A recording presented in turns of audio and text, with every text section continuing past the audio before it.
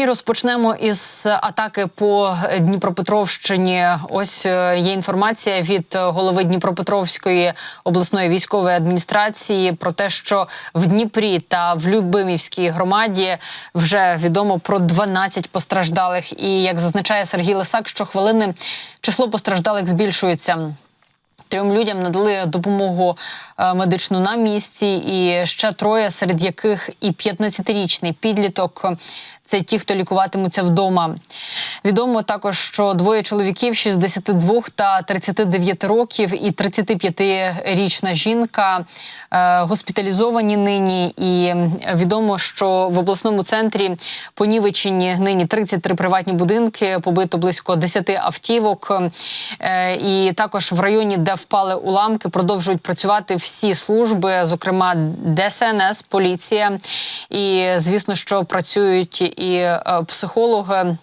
Я нагадаю, що трапилося от з приводу цих вибухів в Дніпрі. О 17:50 повітряні сили сьогодні повідомили про те, що летить ракета в напрямку Дніпра. І зовсім скоро місцеві мешканці почули вибухи у передмісті. Пабліки, телеграм-пабліки відзначали, що ворог найімовірніше застосував балістику, ну і відпрацювала система протиповітряної оборони. Проте дещо згодом військові підтвердили, що дійсно було збиття ракети, проте на місто летіла крилата ракета. Власне, місцеві пабліки, ось те, що повідомляли раніше, що піднявся густий стовп диму, зокрема в Дніпрі, і невдовзі з'явилися кадри з місця інциденту. Ну і, як я вже сказала, Сергій Лисак повідомив про 12 постраждалих на цю хвилину і зазначив, що, на жаль, число постраждалих зростає щохвилини. До кінця ефіру, до кінця цієї інформаційної години ми повідомлятимемо вам останню інформацію щодо ситуації в Дніпрі. Ну, я нагадаю, що не лише по Дніпру сьогодні гатив ворог. Зокрема, окупанти вдарили також і по Донецькій та Сумській областях. Про це, зокрема, в своєму телеграм-каналі повідомив очільник Донецької обласної військової адміністрації Вадим Філашкін. Він зазначив, що внаслідок обстрілу 1 людина загинула і 2 зазнали поранень.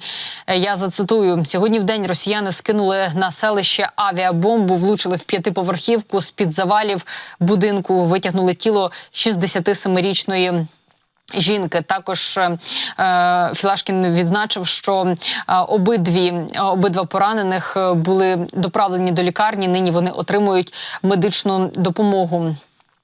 Що Офіс президенту, Генерального прокурора відзначив, що також сьогодні атакували дронами вантажівку на Сумщині. Водій автівки загинув.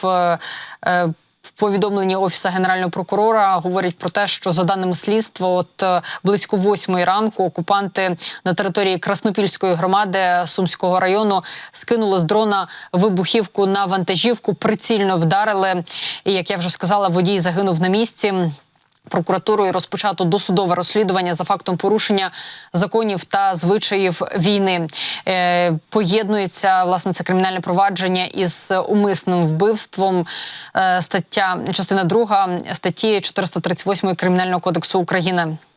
Ну і бачимо, звісно, що свої терористичні атаки ворог не припиняє. Росія, вона має певну тактику обстрілів, і в Інституті вивчення війни зазначили, що подібну тактику застосував, таку, як Росія застосовує по території України, подібні обстріли також застосовував і Іран напередодні по території Ізраїлю. Мова йде конкретно про масовані обстріли, ті, які здійснює країна-окупант по території України. Ну і бачимо, що Іран перейняв такий собі досвід.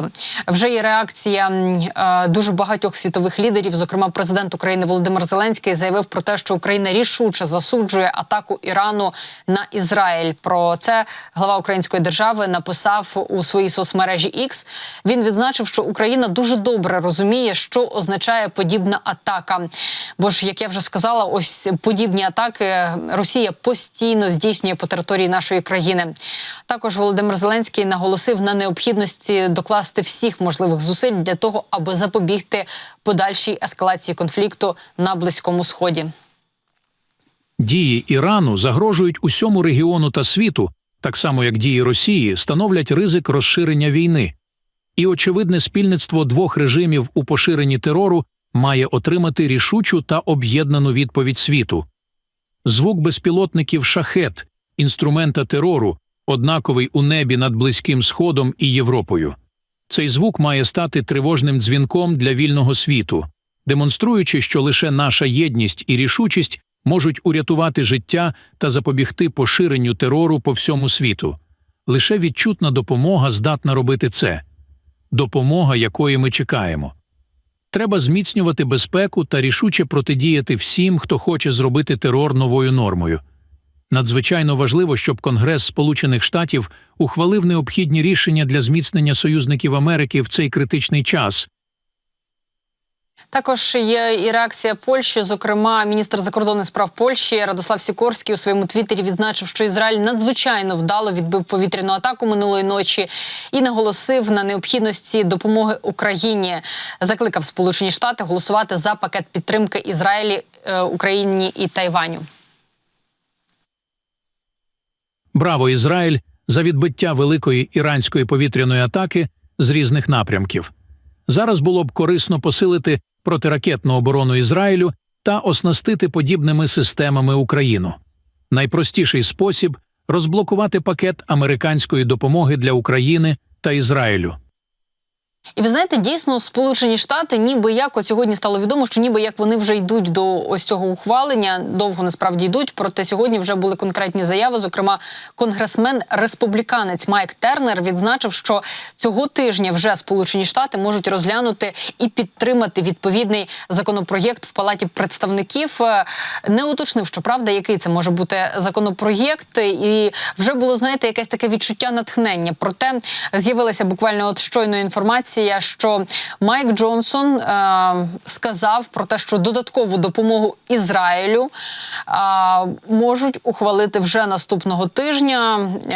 Про це спікер представників Конгресу заявив в ефірі, власне, Fox Sunday Morning Futures. Ну і що сказав Майк Джонсон? Республіканці в Палаті представників, республіканська партія розуміють необхідність підтримувати Ізраїль цього тижня. Ми спробуємо ще раз. І деталі цього пакету зараз збираються. Ми розглядаємо варіанти та всі ці додаткові питання. Також спікер додав, що він радий, що Сполучені Штати проявили рішучість у відповідь на удари Ірану по Ізраїлю.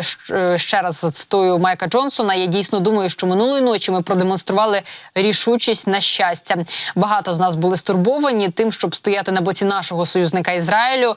Це критично важливо зробити. Ми зробили більшість цих безпілотників і ракет, збили їх, як ви зазначили, і інші наші союзники також активізувалися. На цьому наголосив Джонсон.